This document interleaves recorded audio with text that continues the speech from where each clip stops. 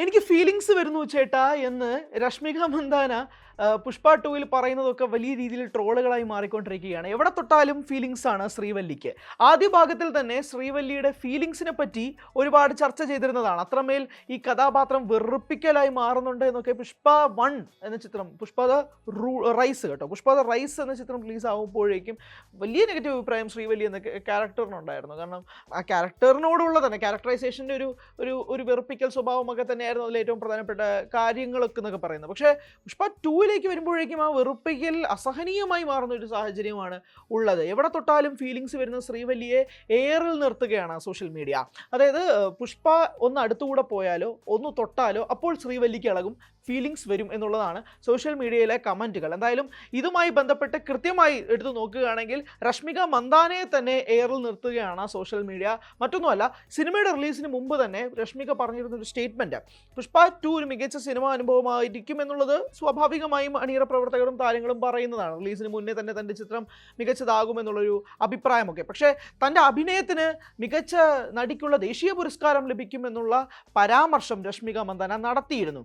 ആ ഒരു പരാമർശത്തിൻ്റെ അടിസ്ഥാനത്തിൽ ആളുകൾ തിയേറ്ററിൽ പോയി ഈ സിനിമ കണ്ട് ശ്രീവല്ലി എന്ന കഥാപാത്രത്തെ മാത്രം ഒന്ന് നോക്കിക്കാണുമ്പോഴേക്കും ഇതെന്തിനാണ് ഇങ്ങനെ പറഞ്ഞത് എന്നുള്ളതാണ് ആളുകളുടെ ചോദ്യം. എന്ത് അടിസ്ഥാനത്തിലാണ് രശ്മിക ആ ഒരു കാര്യം പറഞ്ഞത്? കാരണം ഈ ഒരു കഥാപാത്രം എവിടെ തിരിഞ്ഞാലും ഫീലിങ്സ് വരുന്ന ശ്രീവല്ലിയെ എയറിൽ നിർത്തുന്നതിൽ മാത്രമല്ല ഈ പരാമർശത്തിലും രശ്മിക മന്ദാനയ്ക്കെതിരെ ട്രോളുകൾ നിരവധിയാണ്. എന്തടിസ്ഥാനത്തിലാണ് ദേശീയ അവാർഡിന് ഇത്രയും കുറച്ച് കാണുന്നത്? അത്ര എളുപ്പത്തിൽ കിട്ടാവുന്ന അവാർഡാണോ ദേശീയ അവാർഡ്? പുഷ്പ 1-ന് അല്ലു അർജുൻ എങ്ങനെയോ ദേശീയ അവാർഡ് കിട്ടി എന്നതിൻ്റെ പേരിൽ രണ്ടാം ഭാഗത്തിൽ രശ്മികയ്ക്ക് കിട്ടാൻ വേണ്ടിയിട്ടുള്ള പരിപാടിയാണ് അണിയറയിൽ നടക്കുന്നത് എന്നൊക്കെ സംബന്ധിച്ചാണ് ഇവിടെ ചർച്ചകളൊക്കെ നടക്കുന്നത്. എന്തായാലും സിനിമ കാണാത്തവരാണ് നിങ്ങളെങ്കിൽ നിങ്ങൾക്ക് ഇതിനെപ്പറ്റി കൃത്യമായ ധാരണ ഉണ്ടാവില്ല. പക്ഷേ സിനിമ കണ്ടവർക്കൊക്കെ ഞാൻ പറയുന്നത് കൃത്യമായി മനസ്സിലാവുകയും ചെയ്യും. എവിടെ തൊട്ടാലും ഫീലിങ്സ് വരുന്ന ശ്രീവല്ലി, അവിടെ സിൻഡിക്കേറ്റിൻ്റെ മീറ്റിംഗ് നടന്നാൽ പോലും തൻ്റെ ഭർത്താവിനെ വിളിച്ചുകൊണ്ട് പോയി കട്ടിലിൽ കൊണ്ടുപോയി ഫീലിങ്സ് തീർക്കുന്ന ശ്രീവല്ലി, അങ്ങനെ ശ്രീവല്ലിക്ക് എന്ത് വേണോ അതെല്ലാം സാധിച്ചു കൊടുക്കുന്ന പുഷ്പേട്ടൻ, അങ്ങനെ മൊത്തത്തിൽ ശ്രീവല്ലിയെ എയറിൽ നിർത്തുന്ന സോഷ്യൽ മീഡിയ വരും ദിവസങ്ങളിലും തുടരും. ഇനി OTT-യിലും ഒക്കെ തന്നെ ശ്രീവല്ലിയെ പോസ്റ്റ്മോർട്ടം ചെയ്യുന്ന കാര്യങ്ങളൊക്കെ നടക്കാൻ പോകുന്നതേ ഉള്ളൂ. അങ്ങനെ ഇങ്ങനെ വെട്ടിക്കീറി മുറിച്ചുകൊണ്ടാണ് ചർച്ചകൾ നടക്കുന്നത്. എന്തായാലും പക്ഷേ ഇതൊക്കെ നടക്കുന്നുണ്ടെങ്കിൽ പോലും ശ്രീവല്ലിക്കോ പുഷ്പരാജിനോ യാതൊരുവിധ പ്രശ്നങ്ങളും ബോക്സ് ഓഫീസിൽ നടക്കുന്നില്ല. ബോക്സ് ഓഫീസിൽ പുഷ്പയുടെ തേരോട്ടം തുടർന്നുകൊണ്ടേയിരിക്കുകയാണ്.